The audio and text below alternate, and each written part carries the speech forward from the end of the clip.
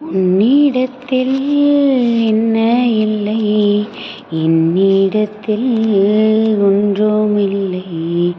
உன்னிடத்தில் என்ன இல்லை, என்னிடத்தில் ஒன்றுமில்லை. இயேசு உன் பாதத்தில் காணிக்கை நான் வைக்க ஏதொன்றும் சொத்துமில்லை. பாவம் செய்தேன், இரத்தத்தில் சுத்தமில்லை. பாவம் செய்தேன், இரத்தத்தில் சுத்தமில்லை. உன்னிடத்தில் என்ன இல்லை, என்னிடத்தில் ஒன்றுமில்லை. உன்னிடத்தில் என்ன இல்லை, என்னிடத்தில் ஒன்றுமில்லை. ஹாய் குட்டீஸ், எல்லோரும் எப்படி இருக்கிறீங்க? நல்லா இருக்கீங்களா? நம்மளிடத்துல ஏசப்பாட்ட கொடுக்கறதுக்கு என்ன இருக்குது? நம்மகிட்ட ஒன்றுமே இல்லையே. என்னைய போய் ஏசப்பாட்ட இதை கூட அதை கூடன்னா நான் என்ன கொடுக்க முடியும்? நான் இப்படி உட்காந்துருக்கேனே அப்படின்னு நிறைய நேரங்களில் நமக்குள்ளே ஒரு கேள்வி இருக்கும் தானே. ஏசப்பா நமக்கு நிரம்ப கொடுத்தா மட்டும்தான் நமக்கு அவருக்கு காணிக்கை கொடுக்கறதா இருக்கட்டும், நம்மளை சுற்றி இருக்கிறவங்களுக்கு ஹெல்ப் பண்ணுறதா இருக்கட்டும், இந்த மாதிரி நம்ம நிறைய விஷயங்கள்லாம் நம்ம யோசிக்க முடியும் அப்படின்னு தானே நம்ம நினைக்கிறோம் குட்டீஸ். ஆனால் உண்மையிலேயே நம்ம ஏசப்பா கிட்ட காணிக்கையாக கொடுக்க வேண்டிய ஒரு முக்கியமான ஒரு பெரிய விஷயம் இருக்குதான் குட்டீஸ். அதை நம்ம காணிக்கையாக கொடுத்துட்டாலே நம்ம லைஃப்பில் நிரம்ப ஆசீர்வாதங்களை பன்மடங்காக திரும்ப கொடுக்கறதுக்கு ஏசப்பா ரெடியாக இருக்காங்களாம். அப்படி என்ன அப்படின்னு தானே யோசிக்கிறீங்க. அதுதான் இன்றைக்கி அருமையான பாடல்லையும் நம்ம பார்த்துருக்குறோம். ஏசப்பா என்கிட்ட எதுவுமே இல்லையே, நான் என்ன கொடுக்க முடியும் உங்களுக்கு? நீங்கள் என்னட்ட எதிர்பார்க்குறீங்களே, நான் மற்றவங்களுக்கு ஹெல்ப் பண்ணணும்னு எதிர்பார்க்குறீங்களே, நான் உங்களுக்கு இதை நான் செய்யணும் அதை செய்யணும்னு நீங்கள் நினைக்கிறீங்களே, ஆனால் என்கிட்ட எதுவுமே இல்லையே ஏசப்பா, நான் இப்படி உட்காந்துருக்கேனே, நானே இப்படி இருக்கிறேனே அப்படின்னு நம்ம நிறைய நேரங்களில் நம்மளை என்ன பண்ணியிருப்போம், ஏசப்பா முன்னிலையில் வச்சுருப்போம். ஆனால் ஏசப்பா இன்னைக்கு என்ன சொல்கிறாங்க? நீ சேர்த்து பாவம் வச்சுருக்க பார்த்தியா, நீ என் கண்ணை மறைச்சி நிறைய விஷயங்களை பண்ணியிருக்க பார்த்தியா, அதை எல்லாத்தையுமே நீ உனக்குள்ளேயே வச்சுக்காத.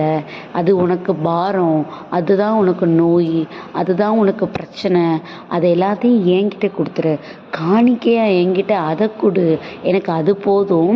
அதெல்லாம் நீ எனக்கு காணிக்கை கொடுத்துட்டாலே அதுலேருந்து பன்மடங்கான ஆசீர்வாதங்களை நான் கொடுத்து உன்னை நிரப்புறேன்னு சொல்லிட்டு அருமையான நாளில் நம்ம எல்லாருக்கும் தேவைப்படுகிற ஒரு விஷயத்தை ஏசப்பா வெளிப்படுத்துகிறாங்க குட்டீஸ்.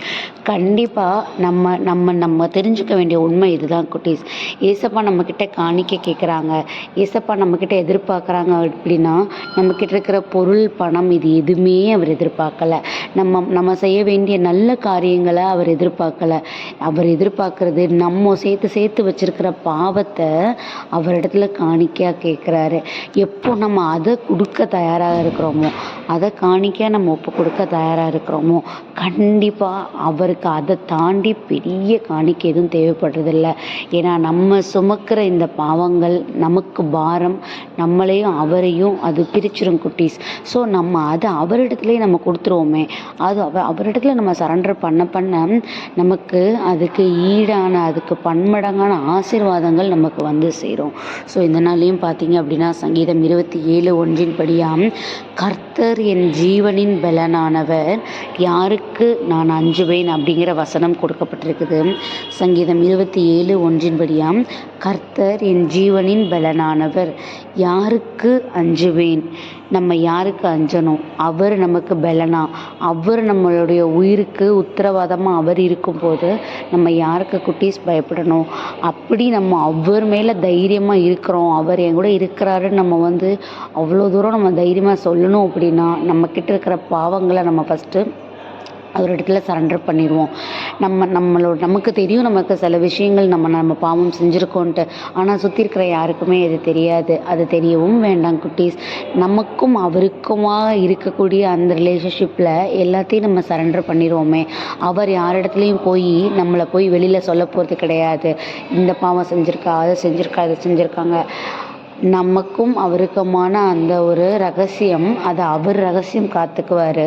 நம்ம சரண்டர் பண்ண வேண்டியதுதான் நம்மளுடைய வேலை. ஸோ அப்படி நம்ம சரண்டர் பண்ணிட்டோம்னா, இந்த நாளில் அதை எல்லாத்தையும் அவர்கிட்ட ஒப்பு கொடுத்துட்டோம் அப்படின்னா, நமக்கு கிடைக்க போகிற ஆசீர்வாதத்தை யாராலையும் தடுக்க முடியாது. ஏன்னா அவர் நம்மளுடைய ஜீவனின் பலனாக இருக்கிறாரு. நம்ம வாழ்கிற வாழ்க்கைக்கு அவர் ஆதாரமாக இருக்கிறாரு. அப்போது நம்ம எதற்காக பயப்பட முடியும்? எதுக்காக நம்ம சோர்ந்து போக முடியும்? எதை பார்த்து நம்ம பின்வாங்க முடியும்? எல்லாத்தையும் அவர் பார்த்துக்குவார். ஸோ அதுக்காக ஏசப்பாட்ட ஒப்பு கொடுத்து ப்ரேயர் பண்ணுவோமா? அன்பான ஆண்டவர், இந்த நேரத்திற்காக நன்றி அப்பா தகப்பனே. இந்த நேரத்துலையும் கூட உங்களுடைய சித்தத்தின்படியாக நீங்கள் இம்மட்டுமா எங்களை பலப்படுத்தி பாதுகாத்து வழிநடத்தி வந்திருக்கிறீங்க.